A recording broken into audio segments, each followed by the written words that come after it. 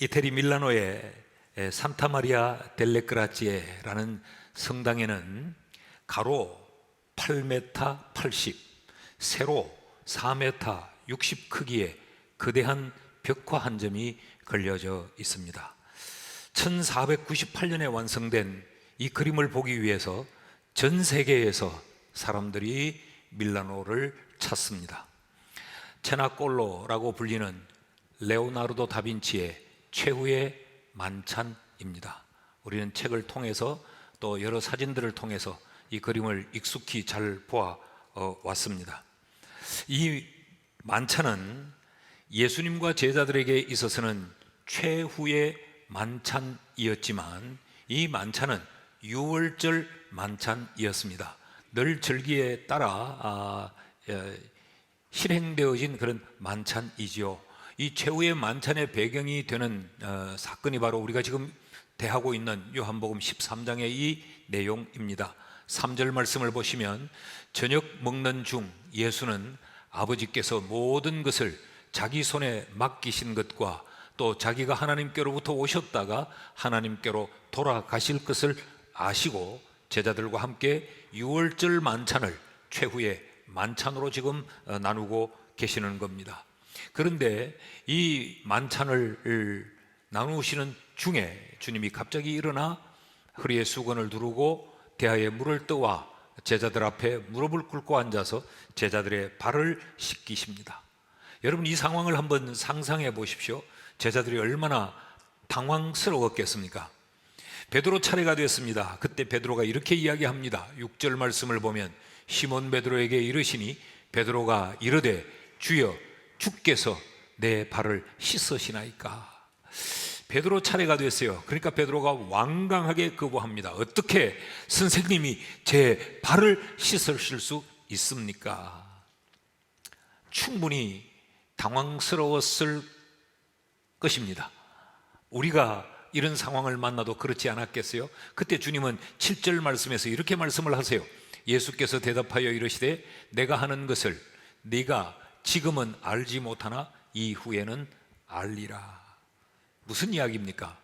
지금 발을 씻는 것이 단순히 그냥 발을 씻어주는 이 행위로 끝나는 것이 아니라는 이야기죠. 그러니까 지금은 이 발 씻음의 의미를 네가 알지 못한다. 그러나 후에는 이 발 씻음이 어떤 의미를 가지고 있고 어떤 메시지가 여기 담겨 있는지 네가 알게 될 것이다 라고 주님이 말씀하세요.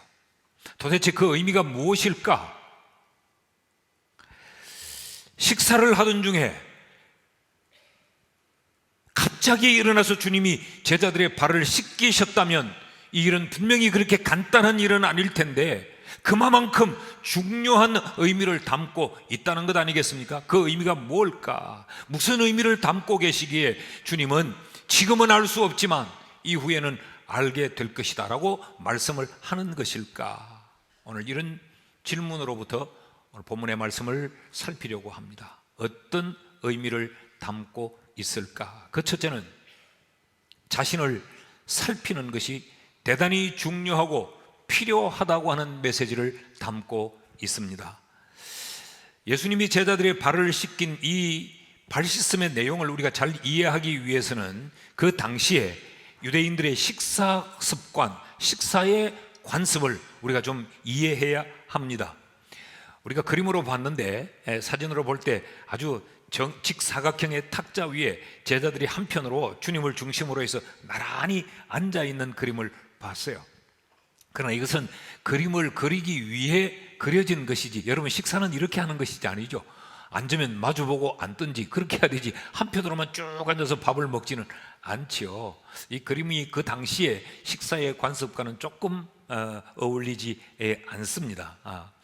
이 당시 유대인들은 거의 몸을 한 45도 정도 비스듬히 누인 채 무엇인가에 기대고 몸을 괴어서 식사를 하는 그런 식사의 습관이 있었습니다. 우리 성경을 보면 예수의 품에 안긴 제자가 식사하는 장면에 등장을 하지요. 그건 예수님이 어떤 특별한 제자만 꼭 끌어안고 식사를 했다 그런 의미가 아니고 이런 식사의 한 단면을 우리에게 보여주고 있는 것입니다. 그러니까 벽에 기대기도 하고 뭔가 어떤 이런 가정에 있는 물건들에 기대기도 하고 서로가 좀 기대기도 하고 이런 상황에서 지금 손으로 빵을 뜯고 잔을 마시는 그런 식사의 광경을 생각하셔야 합니다. 그런데 이들은 샌들을 신고 다닙니다. 팔레스틴의 그 먼지나는 거리를 이들은 샌들을 신고 다녀요.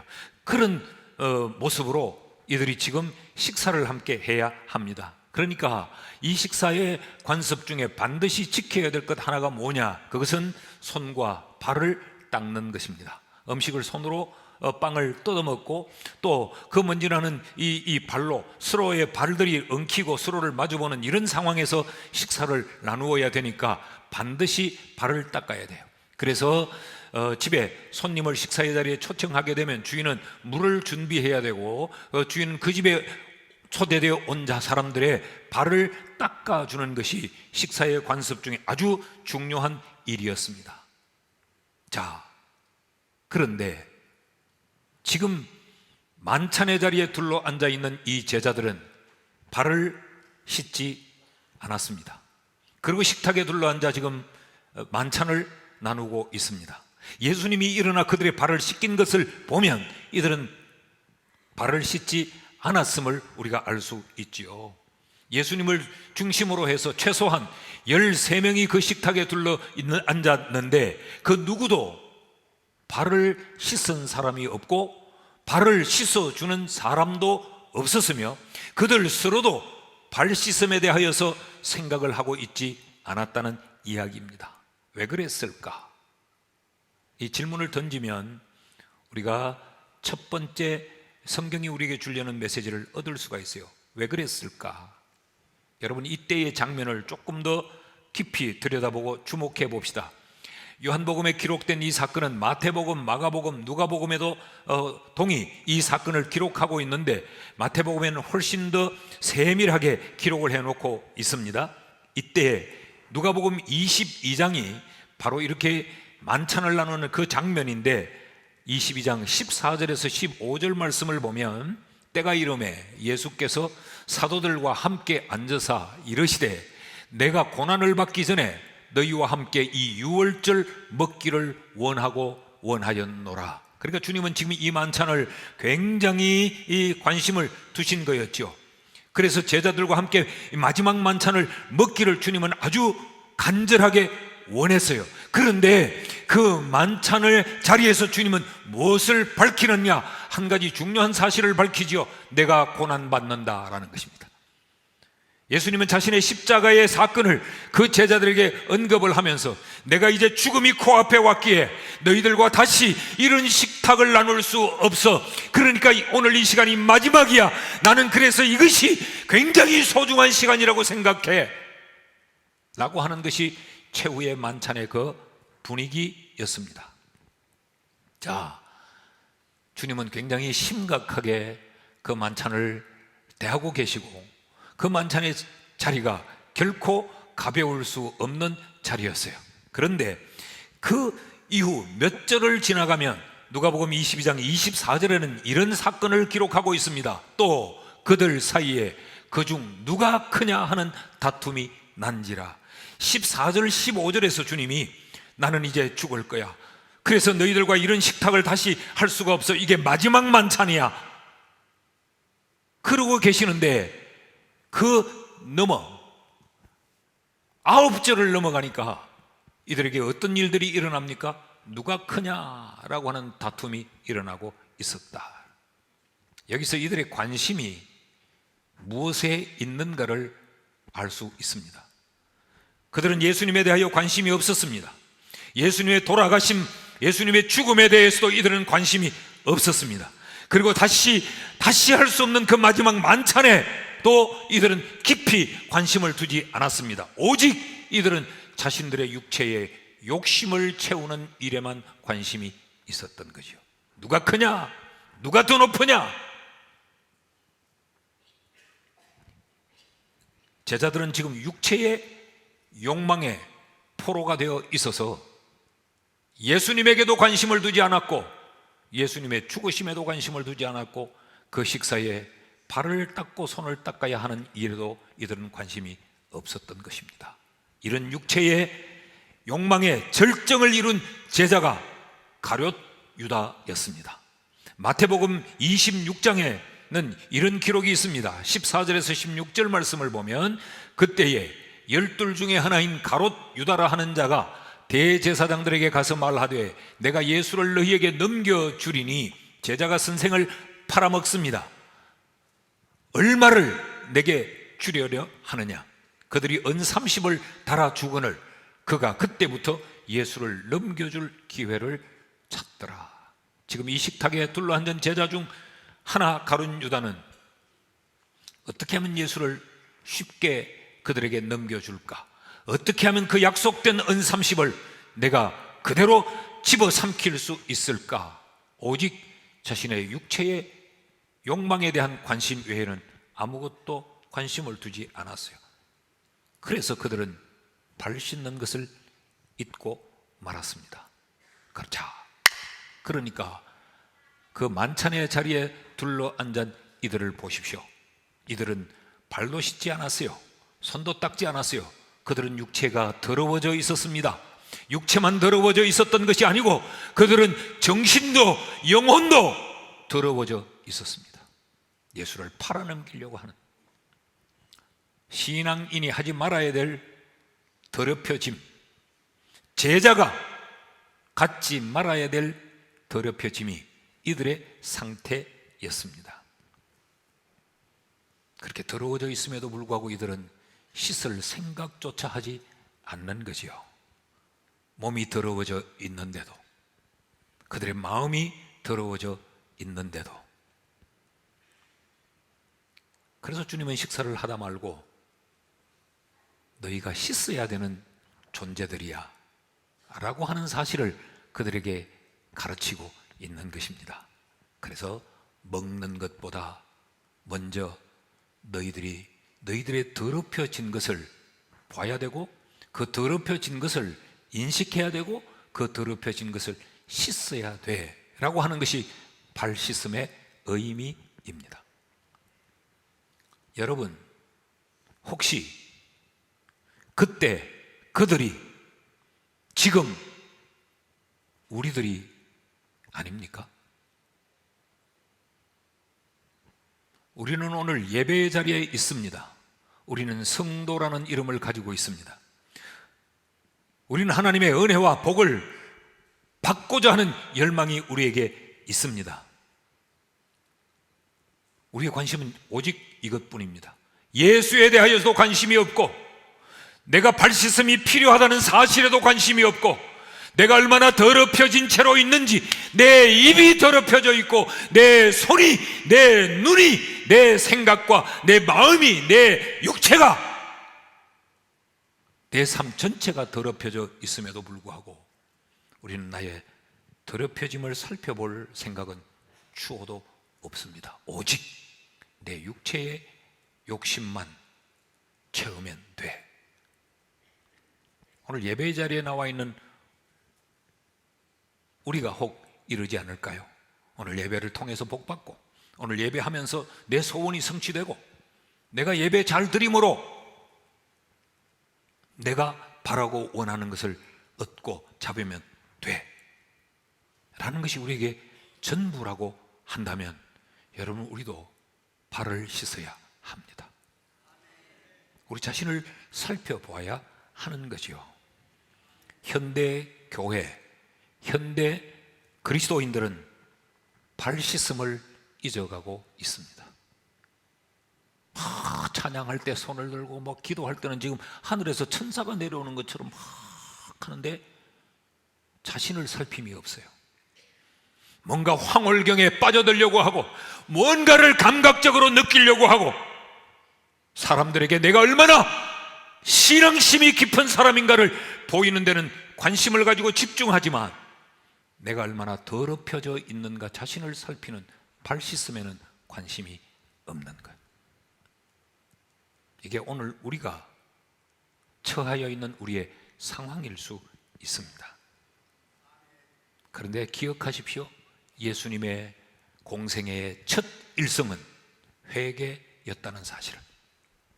마태복음 4장 17절에 이때부터 예수께서 비로소 전파하시니, 예수님이 복음을 전파하시는 그 시작 때에 이르시되 회개하라, 천국이 가까이 왔느니라. 천국을 먼저 말씀하지 않았어요. 회개를 먼저 말씀하셨어요. 더럽혀진 것으로 봐야 되고, 더럽혀진 상태로 인식하고, 더럽혀진 것을 씻어내야 천국을 맞이할 수 있다는 겁니다. 오늘 예배하고 있는 우리는 어떻습니까? 천국의 여유로움과 풍성함과 넉넉함과 황홀함만을 바라보고 있고, 나의 더럽혀진 것을 씻어내는 회개의 발 씻음은 관심이 없다면,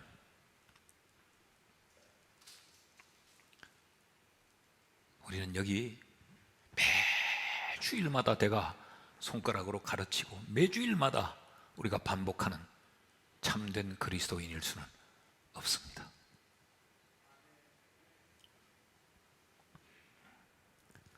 회개가 뭐냐? 회개가 자기를 살피는 겁니다. 회개가 뭐냐? 내가 얼마나 더러워졌는가를 보는 것이요. 회개가 뭐냐?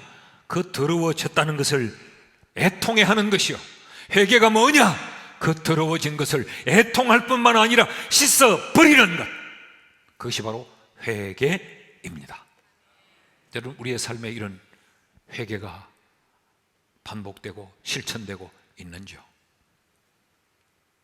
회개가 없으면 일체의 종교적인 활동은 생명력을 상실합니다. 교회의 많은 것들을 봉사하고, 교회의 많은 곳에서 활동하고, 교회에서 어떤 직분, 그것이 회개가 사라져버리면 아무런 의미와 가치가 없습니다. 우리 옆에 사람하고 한번 인사합시다. 발 씻읍시다. 냄새납니다. 둘째로, 이 발 씻음은 자신을 살피는 자기 살핌일 뿐만 아니라 이 발 씻음은 누림의 수단이 됩니다. 예수님께서 이 제자들의 발을 씻으니까 베드로가 주님 절대로 못 씻습니다. 어떻게 제자의 발을 선생님이 씻습니까? 그러죠. 8절 말씀을 보시죠. 베드로가 이르되 내 발을 절대로 씻지 못하시리이다. 예수께서 대답하시되 내가 너를 씻어주지 아니하면 네가 나와 상관이 없느니라. 그렇게 말해요. 여기 상관이라는 말은 어떤 그냥 관련성이 있다 이런 의미보다 훨씬 더 깊습니다. 여기 상관이란 이 말은 메로스라고 하는 말인데, 이 말은 한 부분, 무엇의 한 부분, 무엇에 할당된 한 목, 그러니까 신체의 한 일부를 말해요. 지체를 뜻하는 뜻입니다. 그러니까 발이 씻어져야 당연히 주님의 지체일 수 있다는 이야기예요. 그러니까 이것은 발 씻음이 단순한 관습, 단순히 어떤 청결을 뛰어넘는 중요함을 가지고 있다는 이야기죠. 그래서 베드로가 뭐라고 이야기합니까? 9절 말씀을 보면 시몬 베드로가 이르되 주님, 그렇다면 내 발뿐만 아니라 그냥 아예 목욕을 시켜주십시오라고 이야기합니다. 손도 머리도 씻어 주십시오. 그럴 때 예수님은 또 이렇게 말씀을 하십니다. 10절 말씀을 보면 예수께서 이르시되 이미 목욕한 자는 발밖에 씻을 필요가 없느니라. 왜냐하면 목욕을 해서 온몸이 깨끗하기 때문이라. 그러니까 제자들은 어떤 자들이에요? 이미 목욕한 자들이라는 거죠. 그러면서 너희가 깨끗하지만 다는 아니니라 하시니라. 가론 유다를 두고 하는 이야기예요. 자, 이미 목욕했다. 이 말은 그럼 도대체 어떤 이야기인가? 목욕이 뭔가? 주님께서 말씀하신 이 목욕의 의미는 근본적인 죄의 씻음, 구원을 이야기합니다. 예수 그리스도로 말미암는 대속의 사건을 이야기합니다.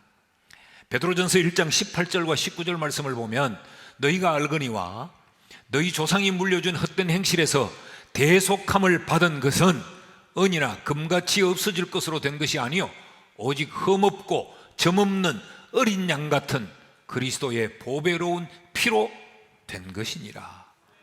그러니까 너희들은 이미 예수의 피로 말미암아 너희들은 죄의 씻음을 받았다, 구원을 얻었다라는 이야기지요.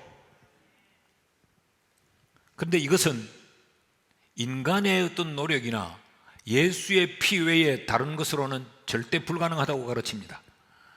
예레미야 2장 22절 말씀을 보면 주 여호와의 말씀이니라 네가 잿물로 스스로 씻으며 네가 많은 비누를 쓸지라도 네 죄악이 내 앞에 그대로 있으리니. 인간의 어떤 행위와 인간의 어떤 노력과 인간의 어떤 열심과 수단으로는 죄를 씻어낼 수가 없다는 이야기입니다. 아무리 좋은 브랜드의 바디용품을 써도 죄는 씻어내지 못한다, 그런 이야기죠. 그것을 너희는 예수의 피로 말미암아 이미 씻음을 받았다, 그런 이야기입니다. 그럼 발 씻음은 뭐냐? 목욕으로 인해 청결해지고 거룩해진 이것의 지속적인 유지와 관리가 바로 발 씻음입니다. 그러니까 목욕은 할 필요 없어. 그런데 너희가 목욕한 자다운 삶을 살기 위해서 너희들은 발을 씻어야 돼. 이해가 되십니까? 이것을 주님은 뭐라고 말씀하느냐 하면 상관이라고 말을 해요.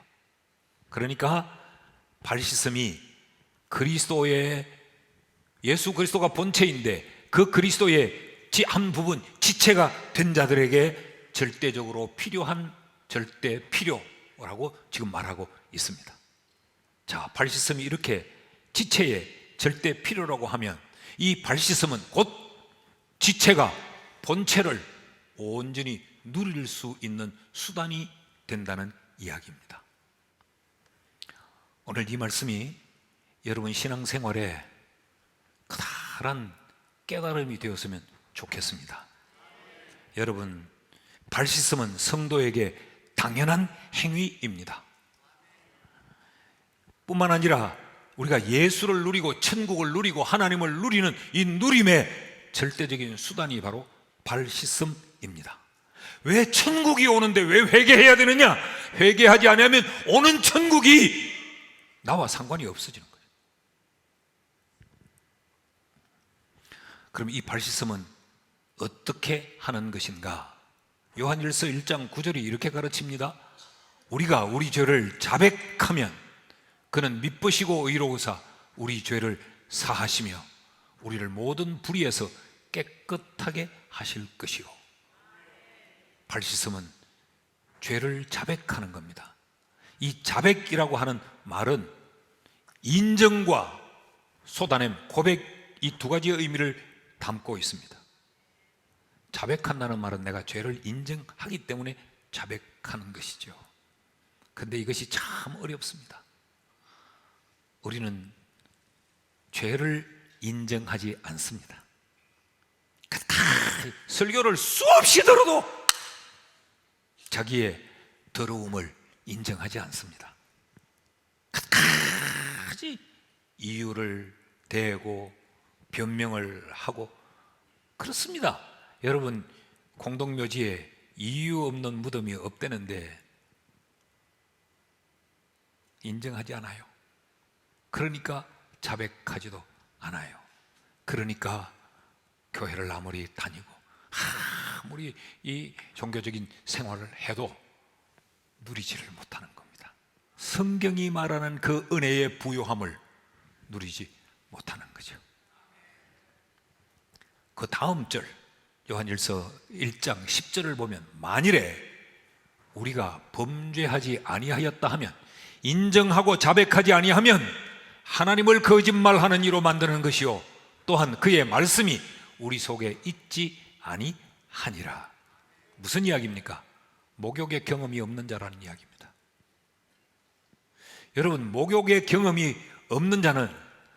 더러운 것이 더러운 것인 걸 몰라요. 목욕을 하고 나면 깨끗함을 알기 때문에 뭔가 묻으면 이게 더럽다는 걸 아는데, 목욕을 하여 씻은 경험이 없는 사람은 더러워져도 더러워진 줄을 모르고 있습니다. 그 더러운 것이 씻어야 될 것인 것도 모르고 있어요. 성경은 이런 양심을 구원받지 못했다고 말하고, 화인맞은, 그저 불에 찢어져 버렸기 때문에 양심이 작동하지 못하는 화인맞은 양심이라고도 표현하지요. 신앙생활이라는 이름으로 교회에 활동을 하고 있어도 발 씻음의 필요를 느끼지 못하고 인정하지 않는 자는 목욕의 경험이 없기 때문일 수 있습니다.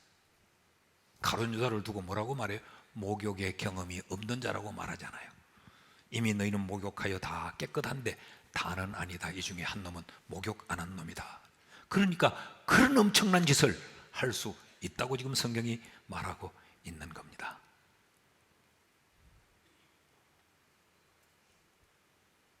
여러분은 성경 속에 나타난 이 은혜의 부요함들을 얼마나 누리고 계시는지요? 은혜의 부요함, 이러면 우리 교인들은 늘 생각하는 게, 뭐 기도할 때 뭐 몸이 좀 떨린 거, 뭐 환상 하나 본 거, 그거는 세 발의 피도 안 됩니다.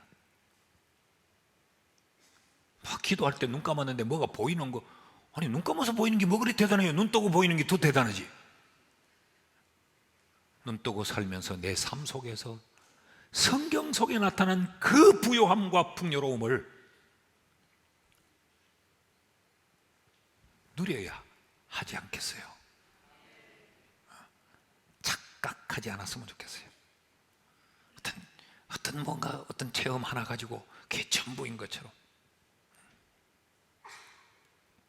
왜 그런 체험을, 그런 부요함을 내가 왜 못 누리고 왜 경험하지 못하며 사는가? 오늘 성경은 발을 씻지 않아서 그렇다.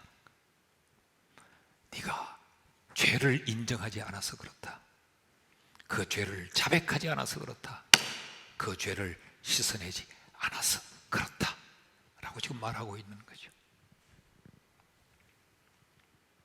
자, 여기서 우리가 한 가지 기억해야 될 것이 있습니다. 회개는 누구에게 하는 겁니까? 하나님에게 하는 것이죠. 8절 말씀을 보시면 베드로가 이렇게 말해요. 내 발을 절대로 씻지 못하리이다. 절대로 주님 내 발은 씻을 수 없습니다 라고 말을 해요. 그래서 주님이 말씀하시죠. 그러면 너하고 나하고 상관이 없는데? 라고 말씀을 합니다. 그러니까 9절 10절을 보면 시몬 베드로가 이르되 절대로라는 것을 꺾어버립니다. 아, 그래요? 그러면 주님 내 손도 씻어주고 내 머리도 씻겨주세요 라고 이야기해요. 자, 뭘 우리에게 가르칩니까? 회개라고 하는 것은 하나님 앞에 나를 꺾어버리는 겁니다. 내가 하나님을 설득하는 게 아니에요. 하나님 앞에 나를 변명하는 게 아닙니다. 하나님 앞에 나를 주장하는 것이 아니고 절대로였지만 하나님 앞에서 이 절대로를 꺾어버리는 거예요. 그것이 회개입니다. 쉽게 우리가 쓰는 인간적인 쉬운 표현을 쓰면 고집 센 거는 회개가 아니요, 그건 신앙에 아무런 유익이 없어요. 교인들도 그런 사람들이 있어요. 목사가 말을 해도 안 들어요. 누가 말을 해도 고집 안 해요. 나는 내대로, 나는 내 식으로, 난 기도하고 하니까 절대로 하는 분들이 있어요. 여러분, 우리가 하나님을 설득하는 게 회개가 아니라니까. 나는 절대로였지만 하나님이 아니라면 아닌 거로 꺾는 것이 회개라니까요. 그러니까 회개는 하나님 앞에 하는 거예요. 항복하는 거, 인정하는 거. 근데 또 하나 우리가 기억해야 될 것이 있어요. 우리 교인들은 하나님 앞에는 그래도 해요. 그러니까 어떤 일이 생기느냐 하면 다른 사람에게 엄청난 상처와 아픔을 주고도 나 하나님 앞에 회개했는데 뭘, 겁니다. 밀양이라는 영화가 그렇게 사람들에게 큰 울림을 주면서 동시에 교회와 성도들을 공격하는 큰 빌미를 던지고 사람들에게 그런 새로운 시각을 틔워준 게 뭐냐 하면, 엄청난 죄를 지어서 사람은 그 인생이 무너졌는데도 교회 와서 기도하고 하나님 앞에 나는 회개했다, 하나님이 용서했다 라는 이 뻔뻔함.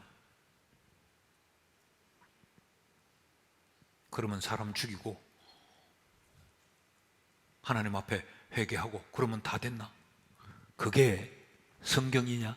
그게 너희가 믿는 하나님이냐? 그게 신앙이냐? 이게 아주 극단적인 표현이지만 여러분, 우리에게 이런 유의 회개가 굉장히 많아요. 하나님 앞에 하면 됐지 뭐, 나 하나님 앞에 했어, 이런 이야기. 우리가 회개를 이런 식으로 합니다. 하나님한테 했는데 뭐. 그럼 얼마나 뻔뻔하고 얼마나 당당한지 몰라요. 성경은 이렇게 가르칩니다. 마태복음 5장 23절과 24절에 보면, 그러므로 예물을 제단에 드리다가, 이 말은 예배를 하려다가 거기서 네 형제에게 원망 들을 만한 일이 있거든 예물을 제단 앞에 두고 먼저 가서 형제와 화목하고 그 후에 와서 예물을 드리라.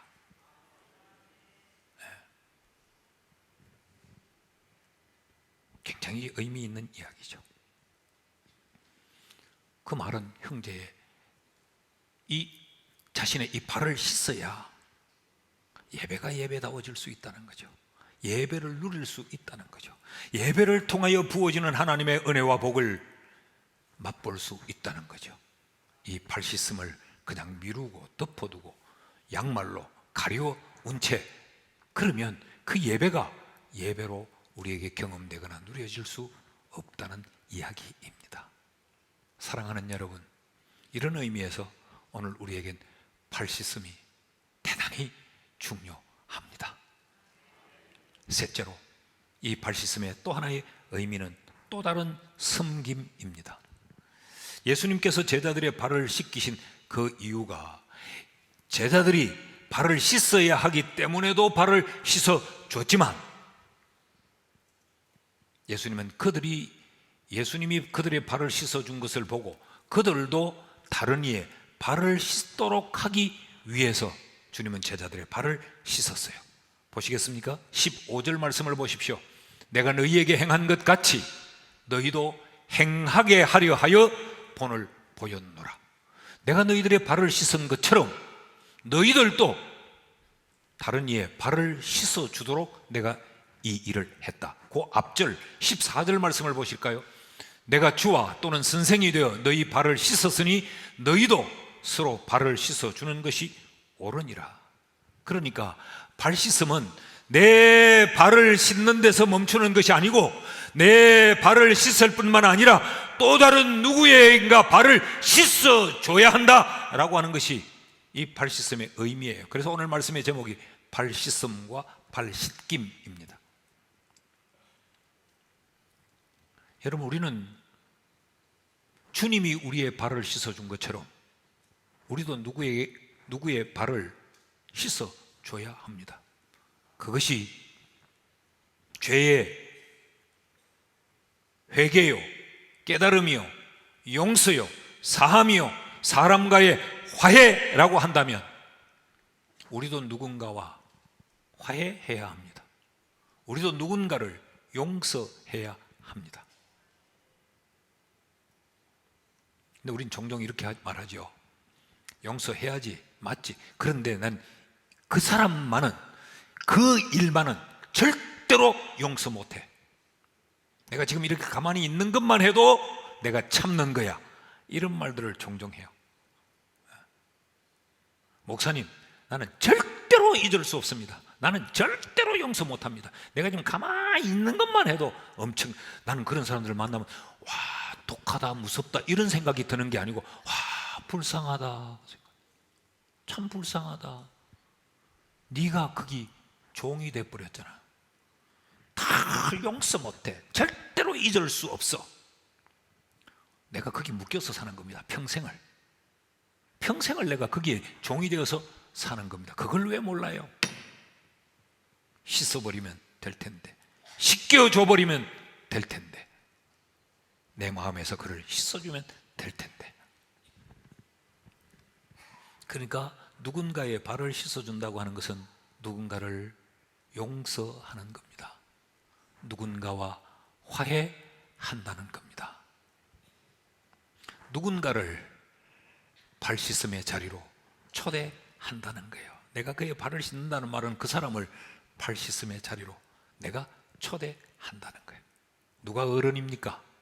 누가 신앙이 성장한 사람입니까? 누가 참된 그리스도인입니까? 다른 이의 발을 씻어주는 사람. 절대로 그를 못해.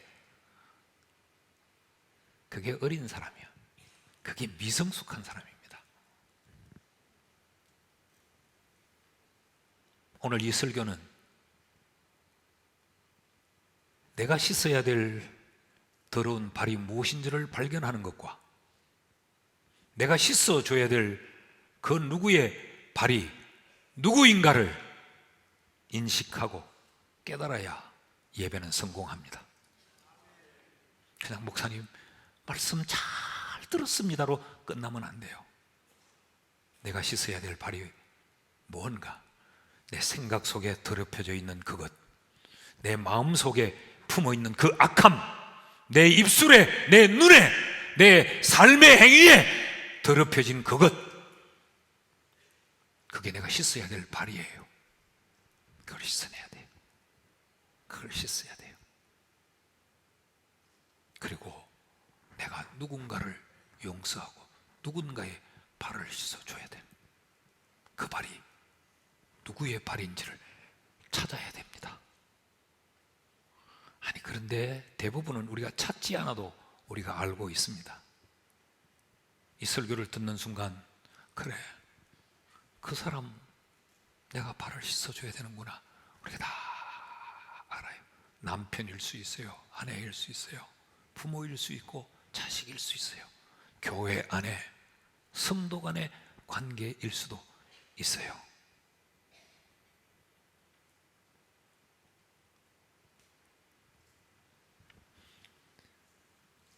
이번 한 주간은 발 씻는 주간이 됐으면 좋겠어요. 우리 좌우에 있는 분과 이렇게 한번 인사합시다. 발 씻으러 갑시다.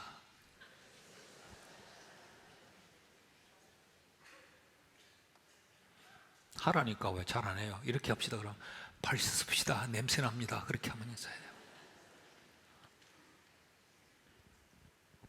결국 우리가 내 발을 씻는 것은 하나님과 나를 화평하게 하는 것이요, 내가 누구의 발을 씻기는 것은 나와 그를 화평케 하는 것입니다. 마태복음 5장 9절 말씀을 같이 한번 읽어볼까요? 시작. 화평하게 하는 자는 복이 있나니 그들이 하나님의 아들이라 일컬음을 받을 것이며. 화평하게 하는 자, 이 말을 오늘 말씀과 빗대면 발 씻는 자는 복이 있다. 그 복이 어떤 복일까요? 하나님을 누리는 복, 천국을 누리는 복입니다. 말씀을 맺습니다. 여러분, 설교를 잘 들은 것으로 끝나지 말고 발 씻으러 가야 됩니다. 이번 한 주간 우리 온 성도들이 발 씻음을 실천하는 이런 은혜의 한 주간이 될 수 있기를 주의 이름으로 축원합니다.